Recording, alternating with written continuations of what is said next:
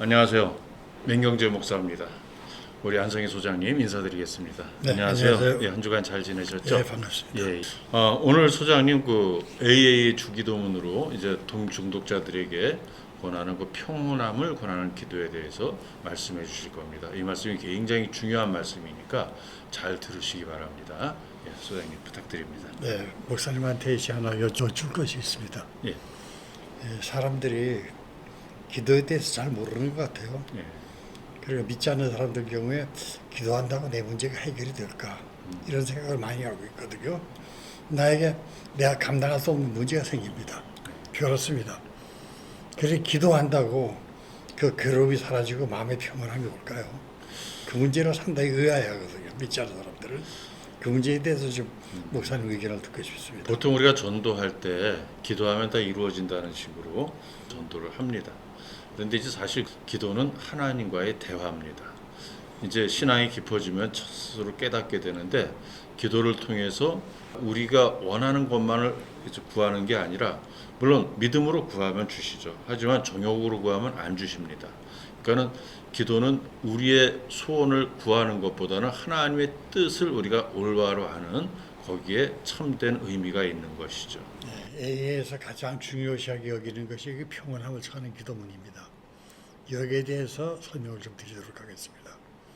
제가 이제 일을 해보니까 믿지 않는 알코올독자들도 이 기도문을 통해 가지고 이걸 자세히 해설을 해주니까 이 기도문의 해설을 듣고 나서 깨우쳐 가지고 술 끊고 새 사람이 되는 경우를 많이 봤습니다.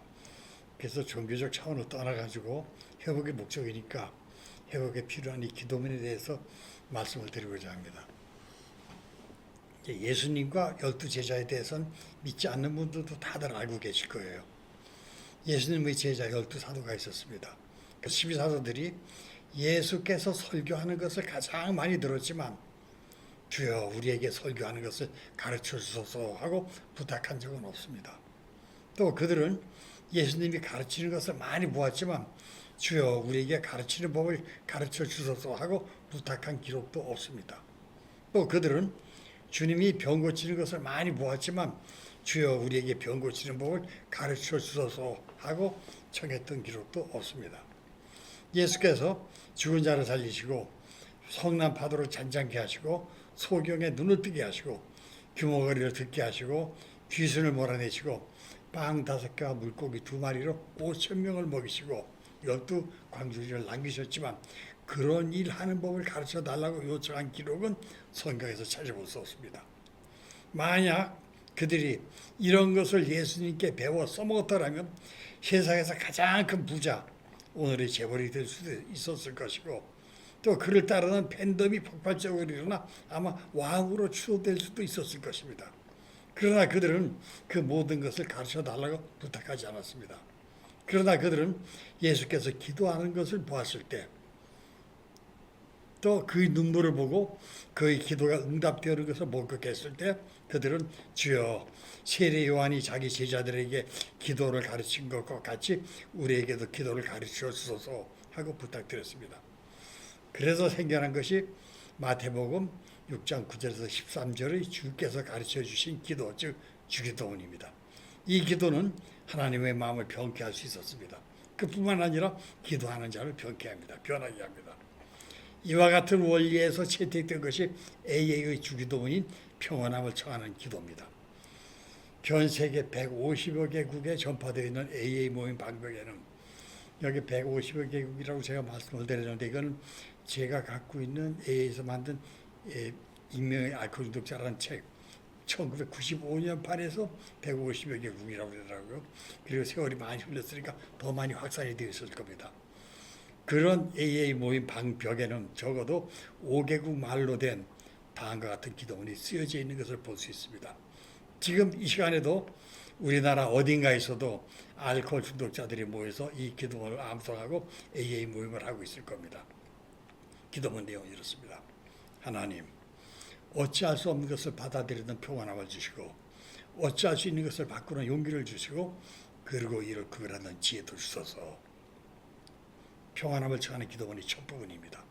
이 기도문은 미국 유니언 신학대학교의 레이놀드 네이버 교수가 1926년에 봉헌한 겁니다. A보다 10년은 먼저 시작된 기도문입니다. 이 기도문은 오랜 세월 동안 여러 가지 형태의 믿음으로서 사용되어 온 것 같습니다. 그리고 AA의 주기도문으로 채택되어 모임이 시작할 때 반드시 이 기도문을 암송하고 모임을 시작합니다.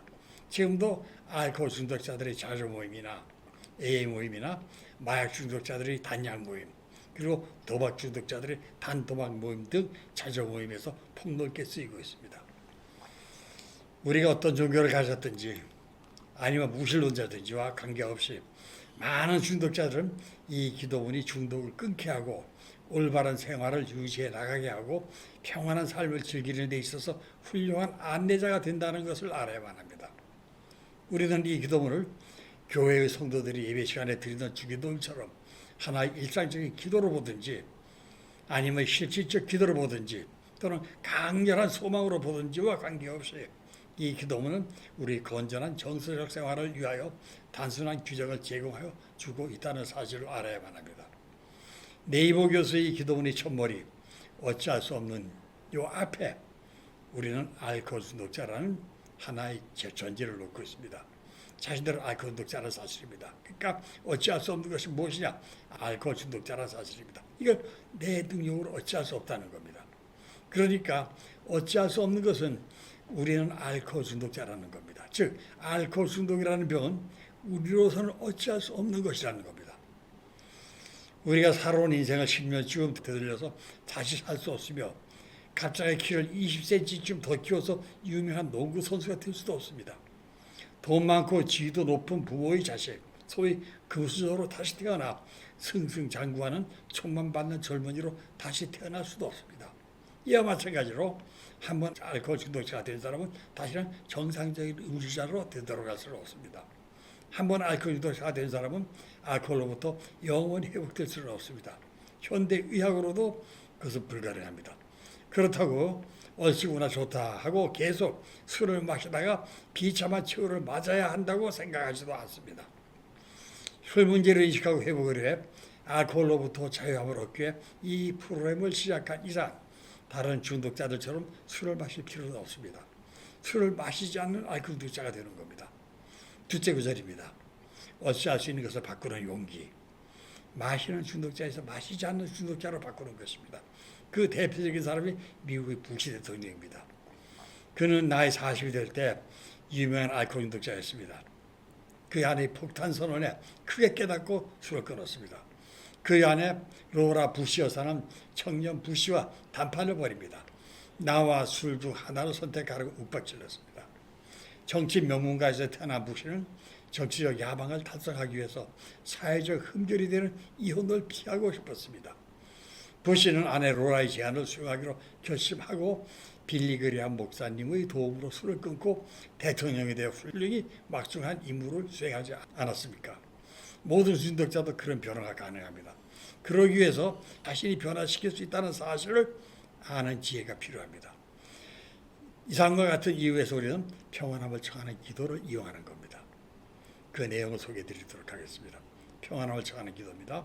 하나님, 어찌할 수 없는 것을 받아들이는 평안함을 주시고 어찌할 수 있는 것을 바꾸는 용기를 주시고 그리고 이를 구별하는 지혜도 주셔서 우리가 딱 오늘 하루만을 살아가게 인도하시고 고난을 평화로 가는 통로로 받아들이며 우리가 과거에 행한 것과 현재의 상태들을 있는 그대로 받아들이게 하소서.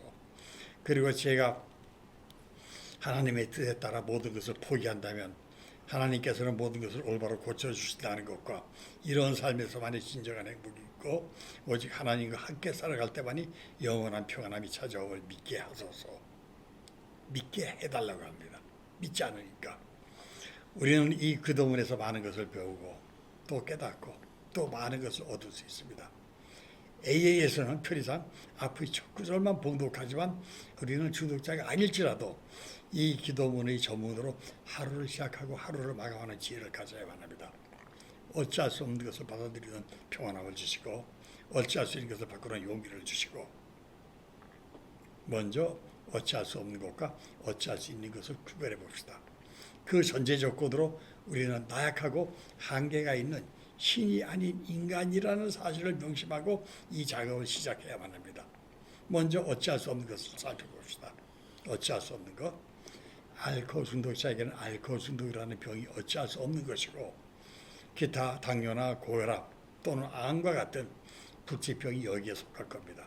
뿐만 아니라 세상과 나의 가족과 나의 아내나 나의 남편도 또 나의 부모도 여기에 속합니다. 내가 낳은 내 자식도 내 마음대로 못한다고 푸념하지들 않습니까? 내 마음도 내 마음대로 못한다는데 어떻게 남을 내 마음대로 변화시킬 수 있겠습니까? 어찌할 수 있는 것은 오직 나 자신뿐입니다. 그것도 쉽지 않아서 하나님을 도움을 받아서 내가 변하는 것입니다. 그래서 얻은 진리가 마시는 중독자에서 마시지 않는 중독자로 변화하는 것이 살아가는 지혜입니다. 이런 사실을 AA는 이 기도문을 통해서 가르치고 있습니다. 이런 원리가 AA에서 주기도문으로 발전했습니다. 그리고 이것이 AA 단주 프로그램이 12단계의 기본 정신이 되었습니다. 출은 인간의 영역이 아닌 신의 영역으로 생각하고 중독도 아울러 우리의 능력, 인간의 능력으로는 어찌할 수 없는 영역으로 받아들이자는 것입니다. 어찌할 수 있는 것은 나 자신밖에 없으므로 내가 변화하는 것, 즉 젖은 중독자에서 마른 중독자로, 마시는 중독자에서 마시지 않는 중독자로 변하는 것이 단주 방법입니다. 평안함을 주시고 했습니다. 사전적 의미에서 평안함은 고요하고 안온함이며 안온함은 조용하고 편안함입니다. 결국 같은 뜻입니다. 인간은 완전함의 이름으로 평화로움을 얻습니다. 평안함, 편안한 마음 상태란 이기심, 불안, 초조, 두려움, 원망, 분노, 절망, 자기연민, 편협 등을 없앤 영원히 순결한 상태입니다. 사도 바울의 모든 서신서에는 하나님의 은혜와 평강, 즉 평안, 평온을 기원하며 이것이 히브리인들의 통상적인 인사말 샬롬이 되었습니다.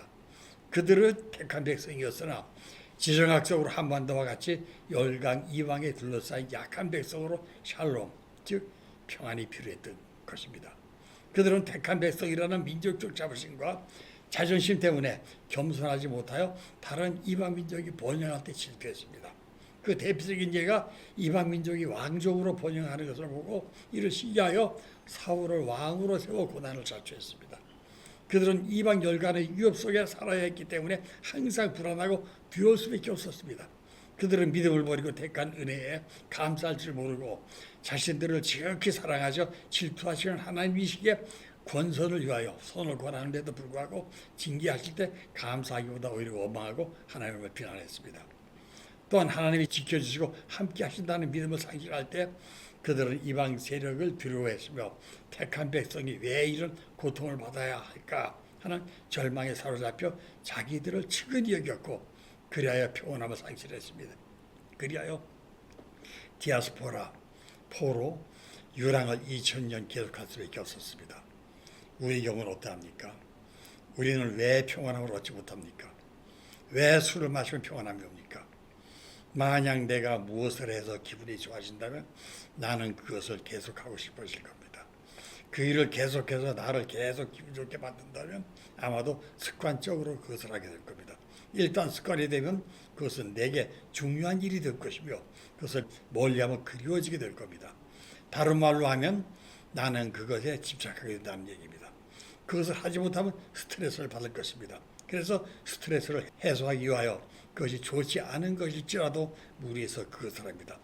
여기에서 집착의 중독이며 스트레스가 금단입니다. 금단의 고통 때문에 다시 그 일을 하여 고통을 제거하는 것은 평안함을 억지로 쌓는 행위입니다. 그런다고 찾아집니까? 중독이 깊어지면 중독 자체가 고통이 됩니다. 이 중독의 고통으로부터 자유함을 얻는 것이 단주고 이 단주를 통해 술에 취함으로써 얻는 거짓 평온이 아닌 진정한 자유함을 얻어야 합니다. 황홀한 인생들 도파민과 황홀체험, 영적 체험에서 지난번에 했습니다. 여기서 AA의 창시자 빌 베이스는 영적 체험을 얻은 술로부터의 자유함과 평안함이 우리에게 큰 교훈이 될 겁니다.